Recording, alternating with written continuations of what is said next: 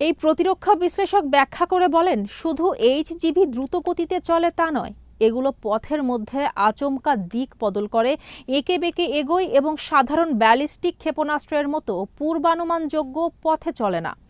এমন দ্রুত ও অনিয়মিত ধাঁচে চলাচলের ফলে এগুলো আকাশ প্রতিরক্ষা ব্যবস্থা এড়াতে সক্ষম হয়, কারণ আকাশ প্রতিরক্ষা ব্যবস্থা মূলত ক্ষেপণাস্ত্রের গতিপথ অনুমান করে প্রতিরোধ গড়ে তোলে।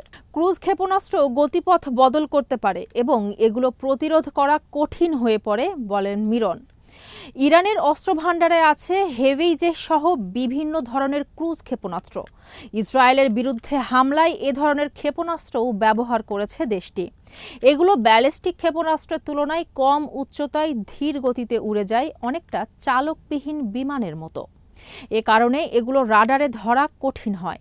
কিংস কলেজ লন্ডনের গবেষক মারিনা মিরন জানান, আকাশ প্রতিরক্ষা ব্যবস্থাকে ফাঁকি দেওয়ার আরেক কৌশল দেখতে ড্রোন বা ক্ষেপণাস্ত্রের মতো বস্তু পাঠিয়ে বা টোপ ফেলে প্রতিরক্ষা ব্যবস্থাকে ভারাক্রান্ত করা এবং এর মধ্যে দিয়ে প্রতিরক্ষা ব্যবস্থাকে বিপর্যস্ত করে ফেলা। মিরন বলেন, রাডারে এসব বস্তু হুমকি হিসাবে ধরা পড়ে, কিন্তু বাস্তবে এগুলো হামলার জন্য পাঠানো নয়। সাধারণত এ ধরনের বস্তু ব্যবহার করা হয় প্রতিরোধী ক্ষেপণাস্ত্রের মজুদ খালি করার জন্য, যাতে পরে আসল ক্ষেপণাস্ত্র ও ড্রোনগুলো